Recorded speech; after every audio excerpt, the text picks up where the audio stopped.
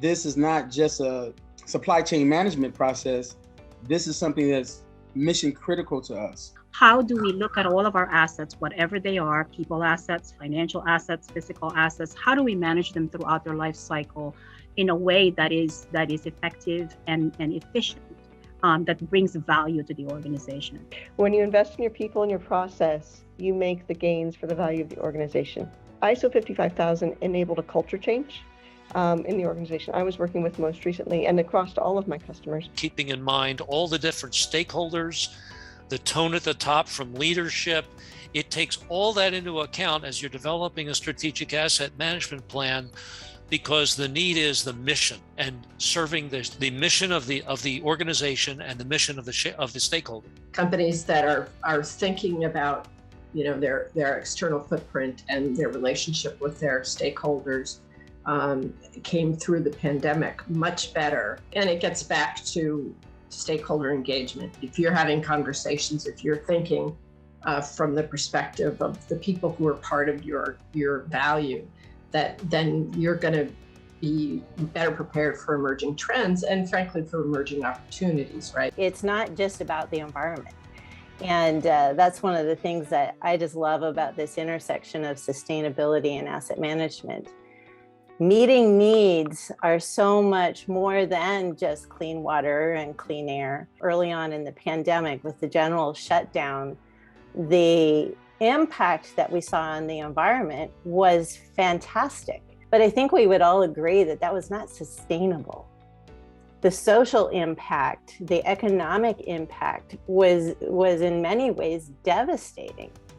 And so the thing that I love and the intersection I see of sustainability and asset management is that idea of long-term versus short-term balance. And in asset management, when we're looking at value and how do we make better decisions about the things that we are doing, I think it's an inherently sustainable practice. And so really it's about sustainable value creation. How can we use our resources today in a way that accomplishes our goals, but ensure the sustainability, the availability, and the access to those resources in the future. And I think that's the ultimate goal, is to be there for your stakeholders, both today and tomorrow. There's a couple of things that just my favorite things about the official asset management tome, ISO 55000. But the idea of making risk-based decisions and the idea of alignment. And those were two parameters that from a business context, from working in a for-profit company within a municipal organizations, but for-profit, there was something about that really resonated, because I thought, no, this is a merging of business values with critical infrastructure, which we're all affected by. And so I thought this was just a great marriage between the two. We talked before about all these different management reform efforts that I worked on. And a number of them had to do with different asset categories like aircraft, motor vehicles, personal property, real property. And once I read the standard, I realized that if you want to use a medical metaphor that worked for me, all of those reform initiatives that I worked on, and what most reform initiatives are Band-Aids. They're designed to fix a specific problem. Legislation is written like that too. It's a Band-Aid. We're gonna fix this, we're gonna fix that.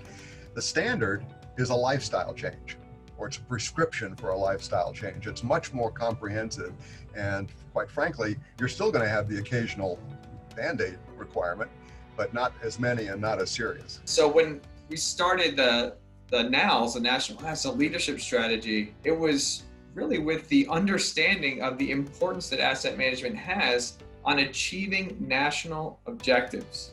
So, our NALS 1 effort was about launching ISO 55000 and its relationship with national asset management. It's really an educational process. But the question was, now what, right? So what do we do with this knowledge? The ISO 55000 exists, but what does that matter? So NALS 2 is essentially the so what? What do we do now, knowing that ISO 55000 can make a significant impact on the national economy, on the health and safety of the United States?